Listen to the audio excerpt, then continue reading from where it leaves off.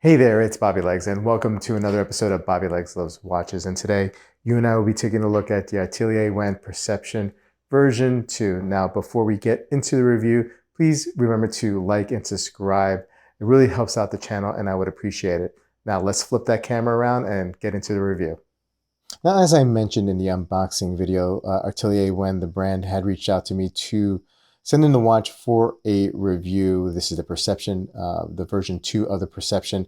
And the timing was serendipitous in the sense that I was discussing with my friends at the time the brand itself and this model in particular, and some of the apprehension that we had with this brand and curiosity for this Chinese micro brand with the hand guilloché dial. Anyway, happy to have this watch in. This is not a paid promotion. I'm not getting compensated in any way. I'm not keeping the watch. I just had a stipulation with the brand that I was free to give my opinion on the watch, and they were happy to oblige and are looking forward to hearing what we have to say about the watch as a community. So let's jump right into the specs. This is the PAO version. PIAO, so apologies for the mispronunciation. It's the ethereal misty blue color dial. We have a 40 millimeter case diameter, 47 millimeter lug to lug, 53 millimeters at its widest point with the links, 9.4 millimeter case thickness, double dome sapphire crystal with 10 layers of AR coating, 904L stainless steel for this integrated bracelet sports watch. Yeah, brushed elements on the side here, polished chamfered edges, and polished bezel. And the bracelet also has those polished edges on the links, on the inner and outer parts of the links. Now, this is one of the improvements that they made from the version 1. They received some feedback from the version 1 owners that the polishing and the finishing of the bracelet did not match the case, and so they do now. Another improvement that they made from the version 1 was the tapered bracelet. So you have a 22 millimeter from the top here down to 18. You have a milled clasp here, double push button deployment, and a button here that will basically your micro adjusting you're doing right here, right? So you don't have the holes of the micro adjust. You have this button here that helps push it out and gives you some extra length. While we're at it, we're looking at the case back here, and you see the lion. Another improvement that they made from the version 1 is they made the relief more pronounced, more tactile. So it was flat before. That was a major complaint. So now it feels, like a relief. And the smile of the lion here, you can see it hides the movement. That's the Tuscan rotor. But when we turn it around, you can see the movement. Now the movement is a Chinese movement. It's from Dadong. It's the Peacock SL 1588. So a movement that I'm not familiar with, and I'm probably not much of us here in the West are familiar with.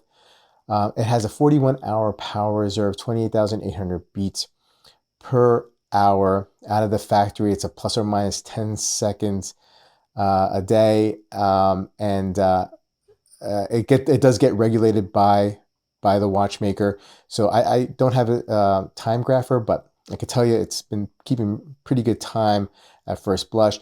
Now, another concern, this was a concern, the unknown movement by most, by the version 1 owners.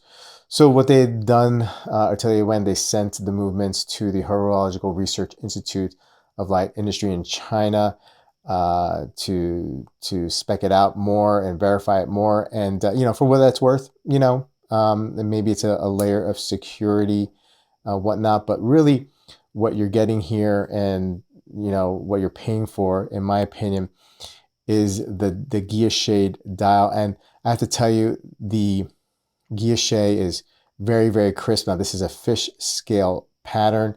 As I mentioned, it is hand-turned guilloché by their master Cheng Yukai. And I think they have some other people doing this kind of work for them because they've expanded operations. They've had to hire other dial makers, if you will, to help out with the creation of the dial.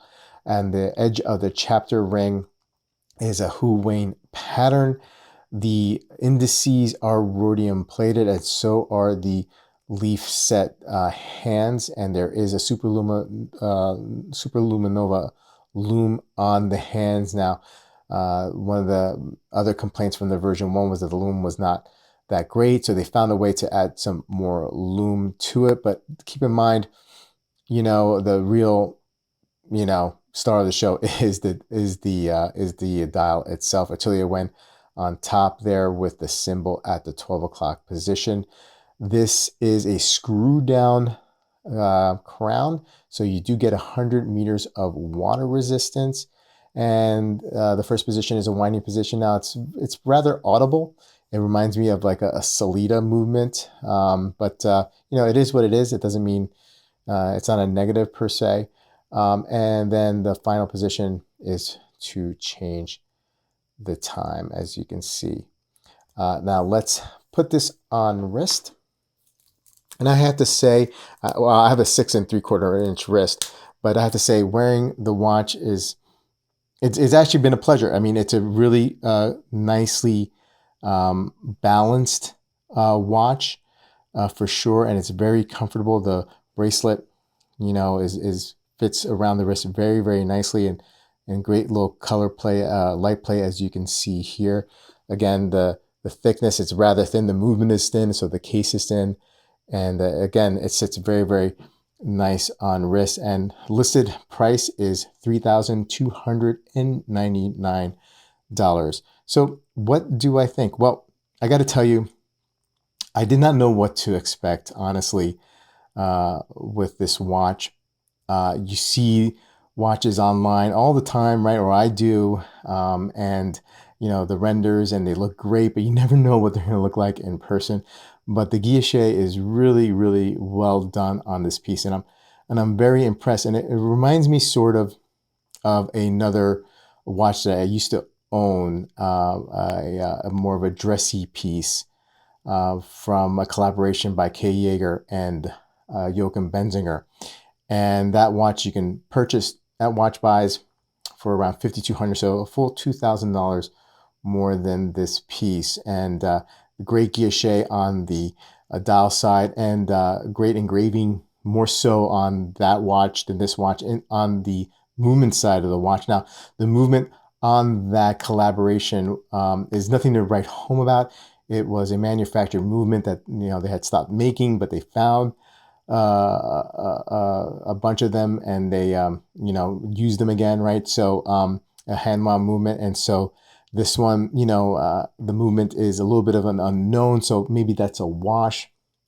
But anyway, for a full $2,000 less, you can get something with a quality guilloche. Now, it's not at the level, I believe, of Joachim Benzinger, but it's really, really impressive. Anyway, there's several elements of the watch that I like individually. Like, I do like the case shape. I think it's rather interesting. I am a big fan of integrated sports watch, integrated bracelet sports watches in general. The bracelet is very, very nice and comfortable, and tapers really, really well.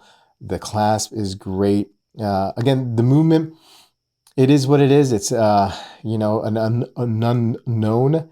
But again, you're really paying for the dial. Now, as a whole, though, however, it doesn't, for me, it misses the mark a little bit. When I think of a watch with a guilloche pattern, I think of more of a dressy piece, and that's just me, right? This is just a subjective opinion here, and so it gets a little lost when it's presented in this sporty kind of look. I think if they would have gone with a more traditional round case with a nice leather strap, I think the watch for me would have been a home run, even at the price that you have now, especially when you compare it to that Yeager and Benzinger collaboration, which is a full $2,000 more. For $2,000 less, you can get, again, like I said, a watch with a really well done guilloche dial. But that's me. I mean, you may like this sports watch look with the guilloche dial,